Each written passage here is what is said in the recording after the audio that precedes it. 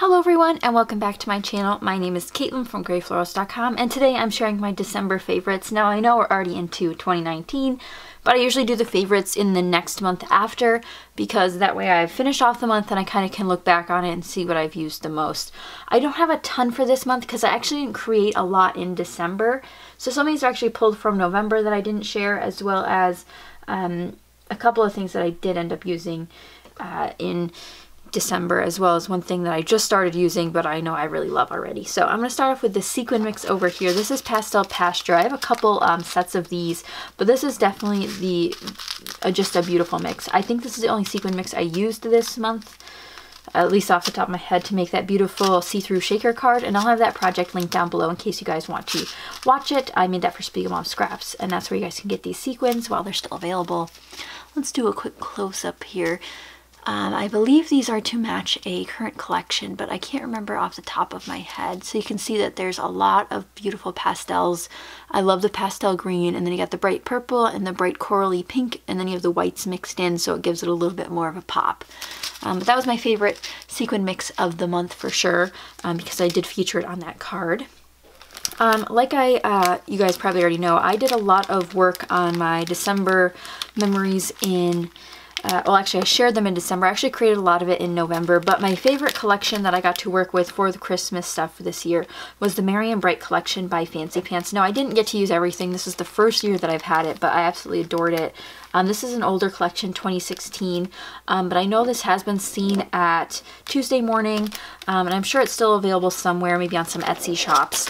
But I have the tags, the ephemera pack, which is absolutely gorgeous, and then 2 of the rub-on titles, and I do plan on using these for future Christmas and holiday layouts. But definitely my favorite collection that I worked with during the month, even though I didn't work with it in December. I did all of my December pages essentially in November, but I want to share that with you anyway. A non-visible item that I have on my list is my favorite YouTuber of the month. This month it is Nicole Jones 911, and I talked about her a lot in December when I was doing my kit share, where I was doing I think it was a 5 or 6 part series where I went through every step of making page kits with you guys, and I'll have that playlist linked down below in case you're interested. But I'll be talking about kits again when I go through this little storage container here. But she does kits a little bit differently than I do. She pulls out individual embellishments, whereas I pick out the whole pack. So she does it a lot more individually, and she does her page kits in a wide variety of colors when she does them, because she does mass page kits so she can do them at crops. But highly recommend checking out her channel if you have not already. And she covers a bunch of other topics too. I know she does talks about books and other crafts as well, in case you're interested.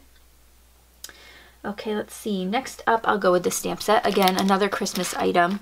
Actually, was this on my November favorites? No, I had a different one. But this is the Pink Fresh Studio Oh Joy stamp set. This I've had for 2 years now, and it's still my favorite Christmas stamp set, I think. I just love the little sentiments on it, and this is from 2016, so not too old. You might still be able to find it somewhere. Most of my Pink Fresh Studio items do come from the Pink Fresh Studio grab boxes that they do. They do mystery boxes every so often, so if you guys haven't gotten on their email list yet, highly recommend that so you guys can pick up one of those boxes next time they come out. But I just love them so much, and I know I talked about this a lot during my kit share for my December stuff, so definitely like that one. This guy here I talked about a little bit. This is this is one of those microfiber cloths from the dollar store. They're really big and they're meant for cars, like polishing your car after you've washed it.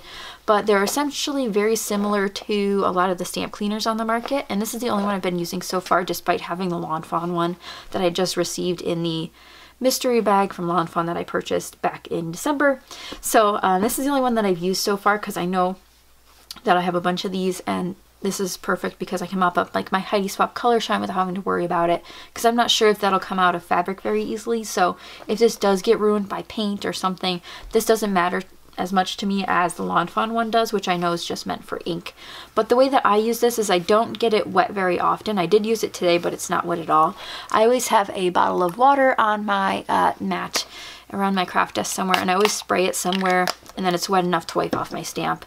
And it doesn't leave fibers behind, which is nice. I do find that it will smear some things, so if you're looking to use this for a lot of mixed media, it does smear like Heidi Swapp Color Shine, but it also absorbed it. I used one of these corners, I think it's this dirty corner here, to absorb the Heidi Swapp Color Shine in gold when my puddle was too big, and it absorbed it right up. It was really nice because now I don't have to worry about hurting the environment by using baby wipes and paper towels all the time. This really reduces that kind of trash, so I highly recommend using one of these if you want to cut down on things like that. And it's just a lot easier, a lot less messy, and I really like these.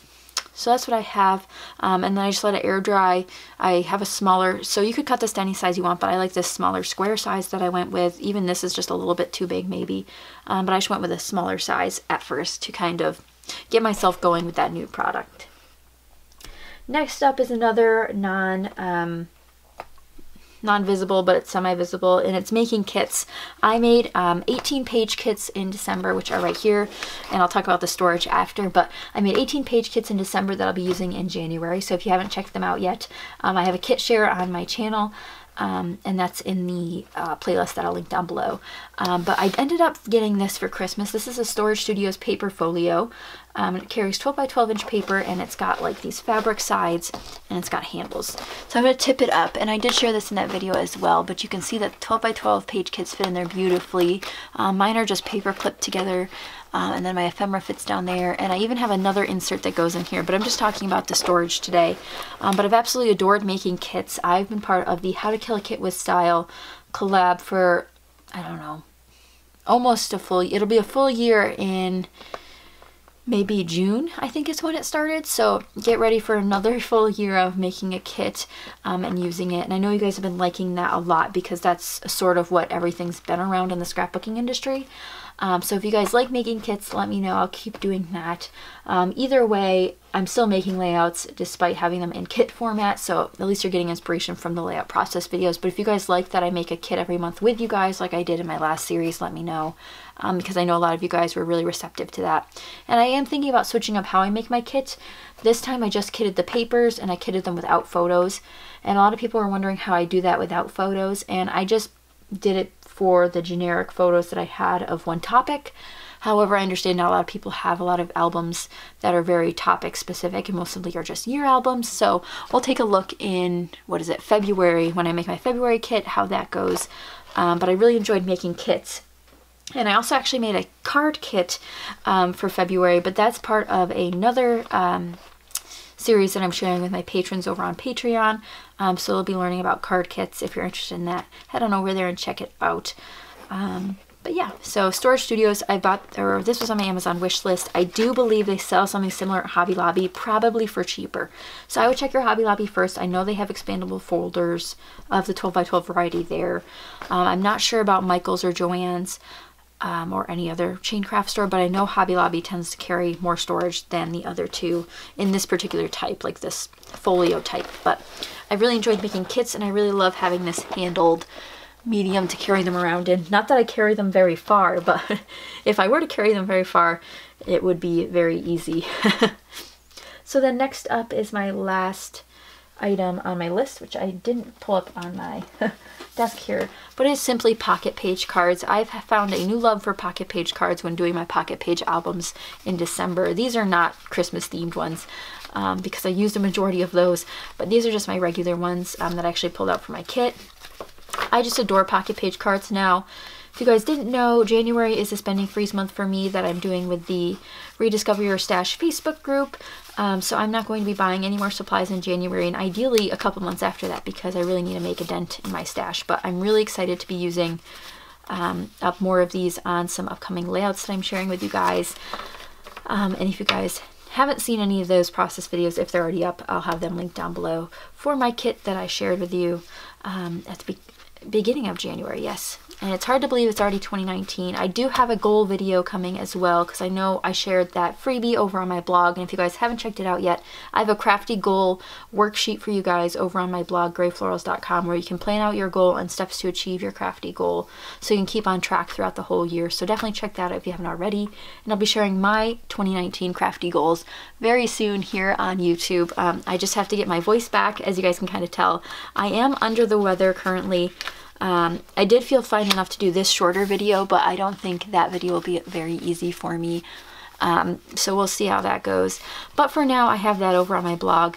So you guys can check that out and keep on your crafty goals, because I don't want to stop you. I wanted to give you guys that freebie as soon as possible, even if the video wasn't done yet. But I do have an explanation over there with how to go through the worksheet and how to get started with making your own crafty goals. But if you guys have any questions at all, please let me know. I'd be happy to help.